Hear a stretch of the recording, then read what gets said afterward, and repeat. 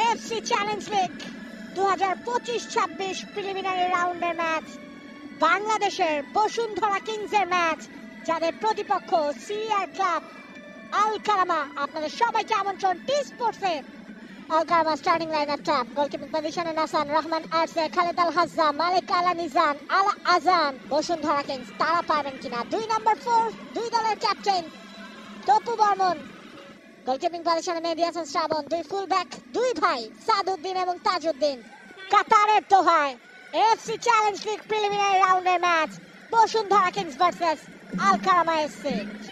রাকিব ডান প্রান্ত দিয়ে ছুটছেন, রাকিবের ক্রস, ডোরিয়ালটন রয়েছেন, ইমানুয়েল সান্ডেও তার ঠিক পেছনে। বেশ ভালো একটা শুট, একটা বেশ ভালো সাপ্লাই দিয়েছেন রাকিবকে।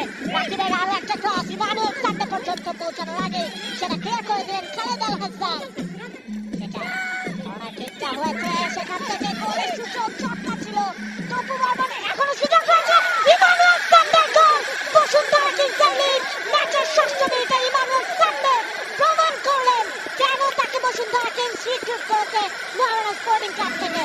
কাতার যেন এক টুকরো বাংলাদেশে পরিণত হয়েছে এই মুহূর্তে। What a start! আল কারামার ডিফেন্ডার আমরা আরেকবার সেটা দেখছি, দারুণ একটা কর্নার কিক বক্সের ভেতরে, এবং সেখানে চেষ্টা করছিলেন তপু, তার কাছ থেকে ক্লাচিকভাবে করতে পারেন ডিফেন্ডাররা, এবং ওই জায়গায় ও পেতেছিলেন fox in the box Emmanuel Sunday, তিনি পাঠিয়েছেন চমৎকার চমৎকার। এবং দেখুন ইমানুয়েল সান্ডের কাছে বলটা আসার আগে ইমানুয়েল টনি, তারই সাবেক টিমমেট মোহামেডান স্পোর্টিং ক্লাবে যিনি ছিলেন, সেই ডিফেন্ডার বলটা বাড়িয়ে দিলেন সামনে। বলের চঞ্চলতা ধরে রেখেছেন এখন পর্যন্ত, সরাসরি পোস্টে। Good try. Players to watch. Emmanuel Sunday একজনকে কাটিয়েছেন, অ্যাম্বিশনটাও বেশ ভালো ছিল, ফর পোস্টটাকে টার্গেট করেছিলেন। রাকিব ডান প্রান্ত দিয়ে, রাকিবের ক্লারি ক্রস ডোরিয়ালটন পর্যন্ত পৌঁছানোর আগেই সেটা রাফায়েল অগুস্তো তুলে দেয়া, সেখান থেকে ফিফটিটা পাবেন কিনা তাজউদ্দিন। রাকিবের শট তাদের কারণ হতে পারত। থেকে একটা লং রেঞ্জ অ্যাটেম্পট।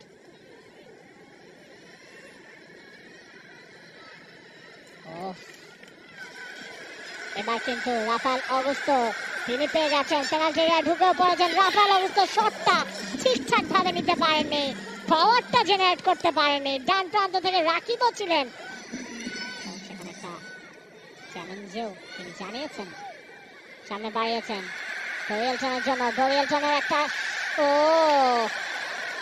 ডোরিয়ালটনের নামিয়ে দেয়া বল, সেটাকেই সান্ডে টার্গেটটা করেছিলেন।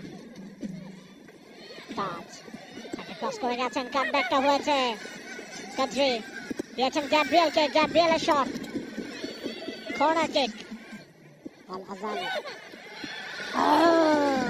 ভালো একটা বলের সাপ্লাই, কানেকশনটা হয়নি, তার চেষ্টা পেছন থেকে ধরে থেকে আটকানো যায়নি। সরাসরি লং রেঞ্জ শট, ভালো চেষ্টা ছিল, এবং দিয়ান আরো একবার দিয়ান।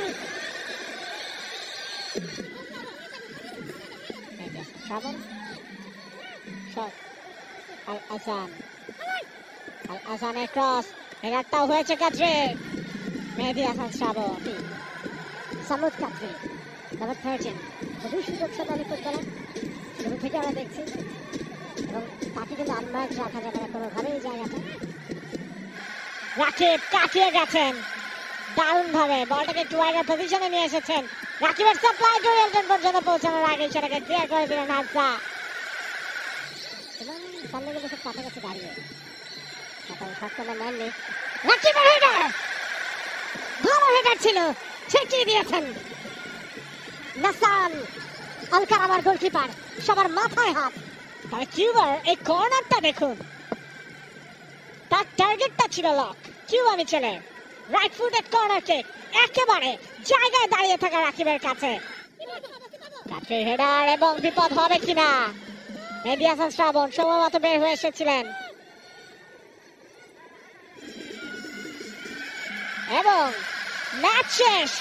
এএফসি চ্যালেঞ্জ লিগের গ্রুপ পর্বে বাংলাদেশের বসুন্ধরা কিংস, যে দলটার প্রস্তুতি নিয়ে নানা প্রশ্ন ছিল, সমালোচনা হয়েছে, তার সবকিছুর জবাবটাই তারা দিল মাঠে এক লড়াকু পারফরমেন্সে।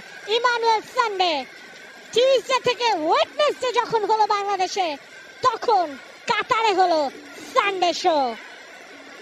এবং আজকের দিনের এই ইম্পর্টেন্ট ম্যাচে বসুন্ধরা কিংস নিজেদেরকে নিয়ে গেল চ্যালেঞ্জ লিগের মূল পর্বে।